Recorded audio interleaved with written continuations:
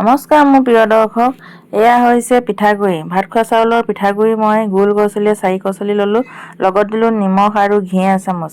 আৰু এয়া ঠাণ্ডা পানী দি এনেদৰে কোমল হোৱালৈকে মই গোল কৰি ল'লোঁ। সানি লোৱা পিঠাগুড়িখিনি মই কাঁহী এখন দি ঢাকি আধা ঘণ্টাৰ বাবে ৰাখি দিলোঁ। আৰু আধা ঘণ্টাৰ পিছত এয়া আকৌ অলপ মঠি ল'লোঁ। মঠি লোৱাৰ পিছত আকৌ অলপ এয়া সৰু সৰুকৈ গোল গোল কৰি ল'লোঁ। আৰু আপোনালোকে দেখিছে নহয়, এয়া কাঁহীতে মই কৰিছোঁ, কাৰণ হাতত কৰিলে লাগি ধৰে। আৰু সেইবাবে মই কাঁহীখনতে অকণমান ঘি সানি ল'লোঁ। ঘি সানি লোৱাৰ পিছত পিঠাখিনি এনেদৰে দীঘল দীঘল কৰি এনেদৰে কাঁহীতে বাতি ল'লোঁ।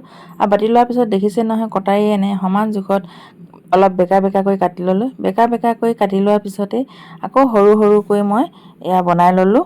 পিঠাখিনি বনাই সম্পূৰ্ণ হোৱাৰ পিছতে মই এয়া গাখীৰ গৰম কৰি ল'লোঁ। গাখীৰ লগত দিলোঁ মই তেজপাত, ইলাচি, ডালচেনি আৰু পিঠাখিনি দি দিলোঁ। আৰু পিঠা উতলি আছে, সিজি আছে। লগতে দিলোঁ মই গুড়, আৰু গুড় দিয়াৰ পিছতে লৰাই পিনে তাতে দিলোঁ মই ঘি এচামুচ। আৰু ঘি এচামুচ দি আৰু অলপ দেৰি বইল কৰাৰ পিছতে এয়া মোৰ পিঠা ৰেডি হৈ গ'ল। এয়া দেখিছে নহয় আপোনালোকে কিমান ধুনীয়া। আপোনালোকে এনেদৰে বনাই খাই চাবচোন। মোৰ কিন্তু ভালে লাগে। গুড় নাখালে আপোনালোকে চেনি দিব পাৰে। ধন্যবাদ।